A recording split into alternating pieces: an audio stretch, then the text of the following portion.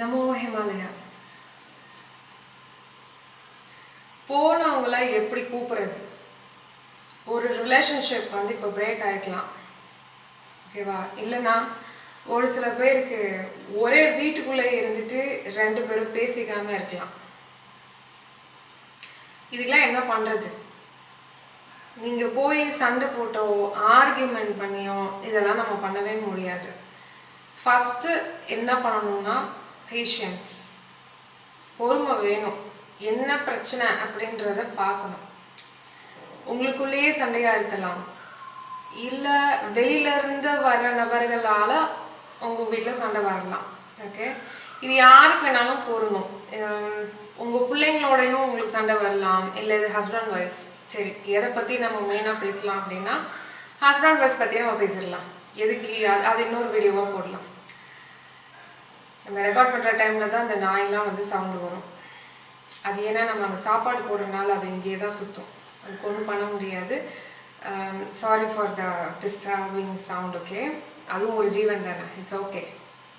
மியூசிக்கில் நம்ம கேட்குறோம்ல ஒரு வீடியோ போடும்போது, அது மாதிரி இதுவும் ஒரு மியூசிக்னு நினச்சி கேட்டுக்கோங்க. ஓகே, இப்போ ஹஸ்பண்ட் ஒய்ஃப் பிரச்சனைக்கு இப்போ ஏதோ ஒரு ப்ராப்ளம் வருது. மேக்ஸிமம் இது யார்த்தணும் ரொம்ப ஹைப்பராக சரி இதெல்லாம் ஓப்பனாக பேச வேண்டியது தான். இது மறைச்சிட்டு நீயே ஒரு பொண்ணை நீ ஒரு பொண்ணுக்கு ஏன் இப்படி பேசுகிற அப்படின்னு கேட்கக்கூடாது.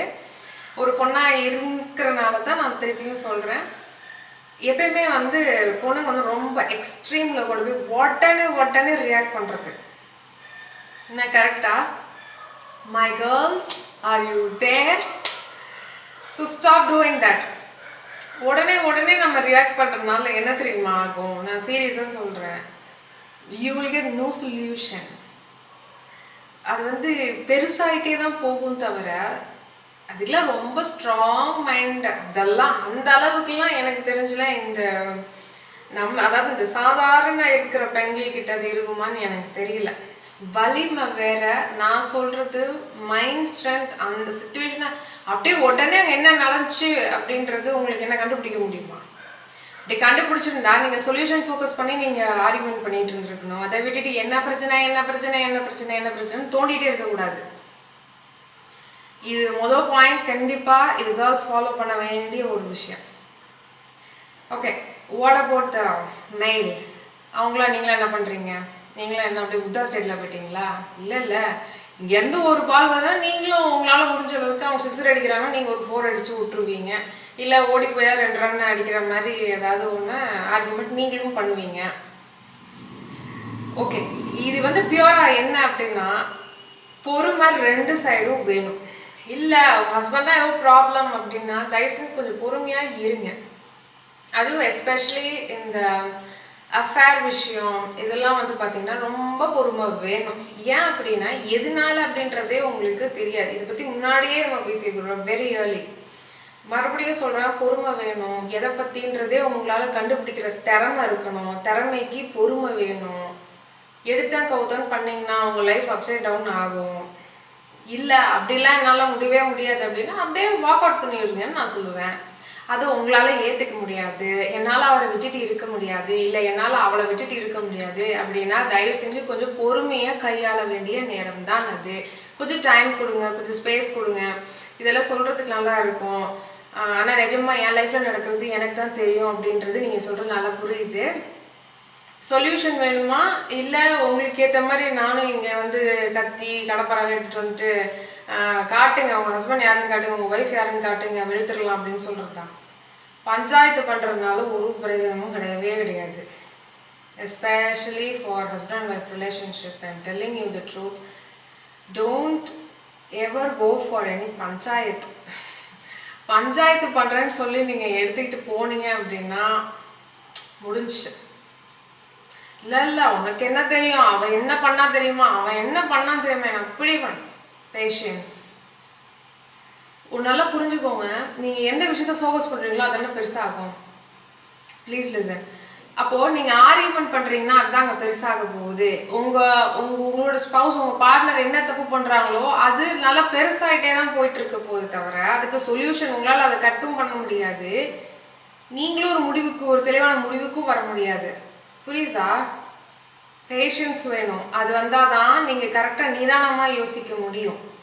ஒரு சில விஷயங்கள் இல்லை எனக்கு ஒத்தே வரல அப்படி வாக் அவுட் பண்ணணும் அப்படின்னா அந்த பொறுமை இருந்தால் தானே உங்களால் வந்து முடிவெடுக்க முடியும். அவசரத்தில் எடுக்கிற முடிவெல்லாம் வந்து சூப்பராக இருக்கான்னு சத்தியமாக இல்லை இல்லையா? நிறைய பேர்கிட்ட கேட்டு பாருங்கள். ரொம்ப 25% இல்லை 10% மேக்ஸிமம் அவசரத்தில் எடுத்தாலும் சில பேருக்கு அமையும். அதனால் நிறைய பேருக்கு அமையிறது இல்லை இல்லையா? ஆனால் நம்ம ரொம்ப நிதானமாக தான் ஒரு கல்யாணம் பண்ணுறோம். ஆனால் அதுவே இந்த லட்சணத்தில் வந்து நிற்கிது. சரி ஓகே, அது விடுங்க. அன்னைக்கு தான் வந்துட்டு ஒரு சில பேருக்கு யாரும் கேட்காம ஏதோ மேட்ச் பண்ணி ஏதோ பண்ணிட்டீங்க. இன்னைக்கு உங்கள் கையில் நீங்கள் தான் இந்த கிரவுண்டில் நிற்கிறீங்க அப்படின்னா கொஞ்சம் கரெக்டாக விளையாடுங்கன்னு நான் சொல்கிறேன். சொல்யூஷன் நோக்கி போகிறதுக்கு பேஷன்ஸ் கண்டிப்பாக முக்கியம். இன்னொன்று சொல்கிறேன், ஃபோக்கஸ் ஆன் தி சொல்யூஷன்.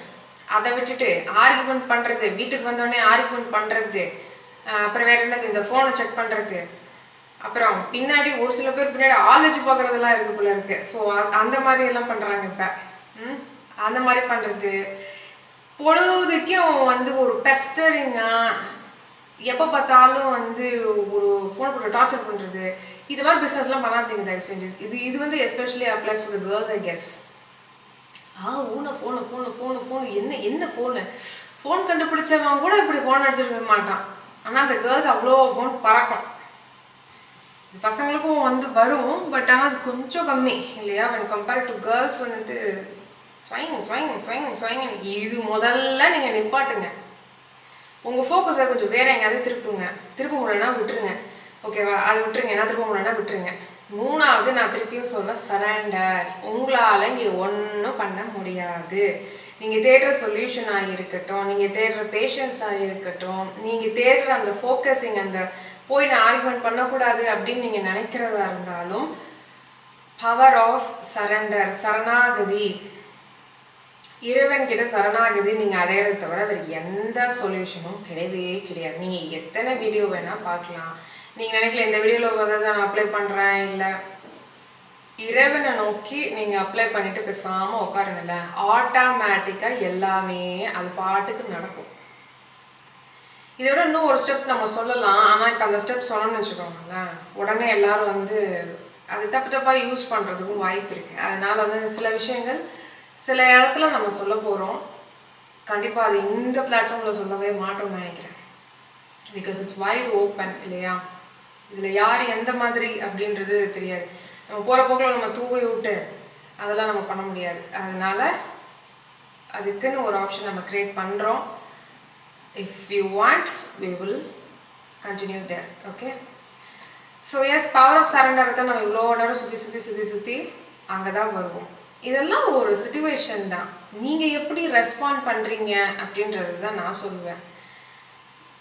எது வேணாலும் எப்போ வேணாலும் நடக்கலாம் லைஃப்பில். உங்களோட ஆப்போசிட் வீட்டில் வேணால் நல்லா இருக்க மாதிரி இருக்கலாம், இல்லை பக்கத்து வீட்டில் நல்லா இருக்க மாதிரி இருக்கலாம். சி ஒன்னே ஒன்று மட்டும் புரிஞ்சுக்கோங்க, அவங்களோட ஷூஸில் போய் நின்னாதான் அந்த வலி வேதனை எல்லாமே வேறு மாதிரி ஒரு வலி வேதனை இருக்க தான் செய்யும். நீங்கள் சொல்லலாம், ஐயோ என் ஹஸ்பண்டும் என் ஒய்ஃபும் இதெல்லாம் இப்படிலாம் இருக்க தெரியுமா அப்படின்னு, ஒரு அஃபேர் வச்சு சுற்றிட்டு இருக்கிறாங்க, உனக்கு என்ன தெரியும்னு. வாழ்க்கையில் அஃபேர் மட்டும்தான் உங்களுக்கு பிரச்சனையா? வேறு எவ்வளவோ பிரச்சனை இருக்குது, அது தெரியுமா? எவ்வளவோ பிரச்சனை இருக்குது ஹஸ்பண்ட் ஒய்ஃபில். நீங்கள் என்னடானா அந்த அஃபேர் வச்சுக்கிட்டு சுற்றிட்டு இருக்கீங்க. புரியுது, அது அஃபேர் ஓகே, உங்களை பொறுத்த வரைக்கும் அது ரொம்ப பெரிய விஷயம். அது ஏன் அப்படின்னா அதுவும் இந்த மேட்ரிக்ஸ் தான் கொண்டு வந்து வச்சுருக்கு. நான் திருப்பியும் அதை தான் நான் சொல்லுவேன். A beautiful trap in the name of some kind of sentiments like that. அதனால இந்த மாதிரி எல்லாம் நம்ம பார்க்குறதெல்லாம் வச்சு ஓகே இந்த மாதிரி தான் இருக்கணும், ஹஸ்பண்ட் ஒய்ஃப்னா இப்படி தான் இருக்கணும்னு சொல்லி நம்ம பண்ணுறதுனால வர பிரச்சனை தான் இது. அதை நம்ம தானே ஓவர் கம் பண்ணோம். அட்லீஸ்ட் யாராவது சொன்னாவது நம்ம அதை ஏற்றிட்டு கொஞ்சம் கொஞ்சமாக அப்ளை பண்ண ட்ரை பண்ணுங்க. Where your focus goes always the energy will expand. Why? Energy loves attention. சரியா? இது கண்டிப்பாக இதை பற்றி நம்ம அடுத்த வீடியோ நம்ம பேசணும்.